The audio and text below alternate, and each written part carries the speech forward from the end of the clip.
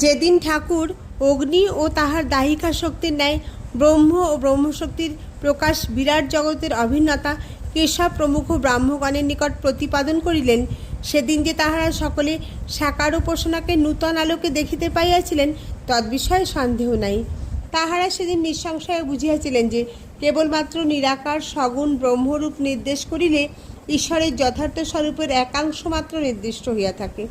তাহারা বুঝিয়াছিলেন ঈশ্বর স্বরূপকে কেবলমাত্র সাকার বলিয়া নির্দিষ্ট করায় যে দোষ হয়, কেবলমাত্র নিরাকার সগুণ বলিয়া তাহাকে নির্দেশ করিলেও তদ্রূপ দোষ হয়।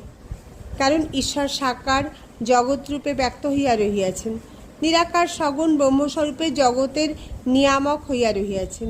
আবার সর্বগুণের অতীত থাকিয়া ঈশ্বর জীবজগৎ প্রভৃতি যাবতীয় ব্যক্তি ও বস্তুর নাম রূপযুক্ত প্রকাশের ভিত্তিস্বরূপ হইয়া সতত অবস্থান করিতেছেন। ঈশ্বর স্বরূপের ইতি করিতে নাই। তিনি সাকার, তিনি নিরাকার, এবং তাহা ছাড়া তিনি আরও যে কি তাহা কে জানিতে পারি। ঠাকুরের এই সামান্য উক্তির ভিতর ঐরূপ গভীর অর্থ দেখিতে পাইয়া কেশব প্রমুখ সকলে সেদিন স্তম্ভিত হইয়াছিলেন।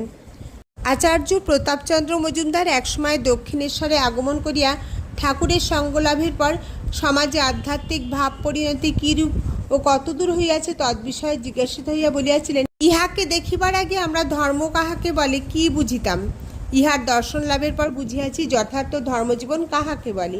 শ্রীযুক্ত প্রতাপের সঙ্গে সেদিন নববিধান সমাজের চিরঞ্জীব শর্মা উপস্থিত ছিলেন। তিনি যে ব্রহ্মসঙ্গীতের বিশেষ পুষ্টি সাধন করিয়াছিলেন